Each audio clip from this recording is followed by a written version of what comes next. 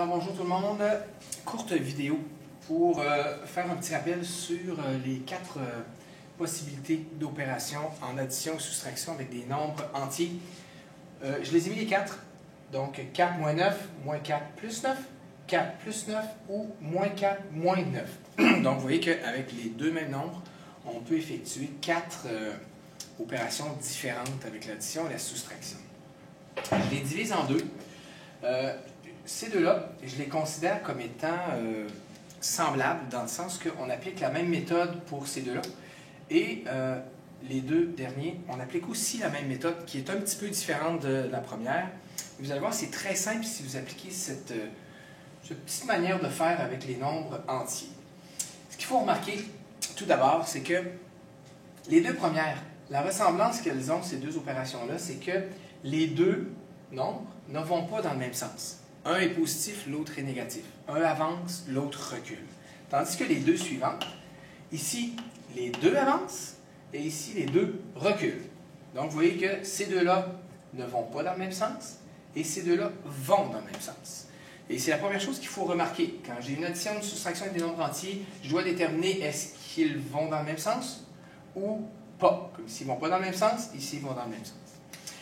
Quand ils ne vont pas dans le même sens, donc ils sont de sens différents, ça devrait vous faire penser à la différence. Donc, on va faire ce qu'on sait faire du primaire. Nous, au primaire, ils nous ont appris à faire la différence entre deux nombres, et c'est toujours un nombre plus grand moins un nombre plus petit. Si je fais cette différence-là, ça va me donner 5. Déjà, j'ai la moitié de fait, ça veut dire que la réponse des deux premières devait être 5.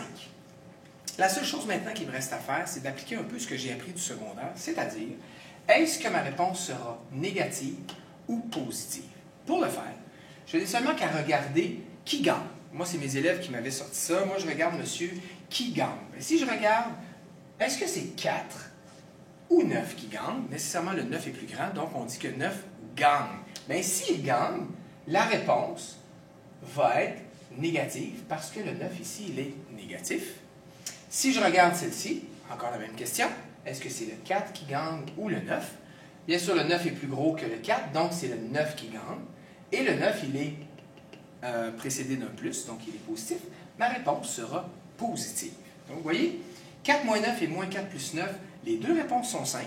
Et on doit vérifier maintenant, est-ce que je dois ajouter un moins ou pas.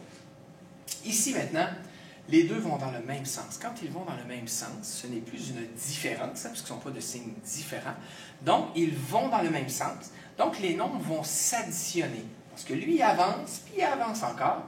Lui, il recule, et il recule encore. Donc, pour savoir de combien on avance ou on recule au total, nous allons additionner, ce qui donne 13.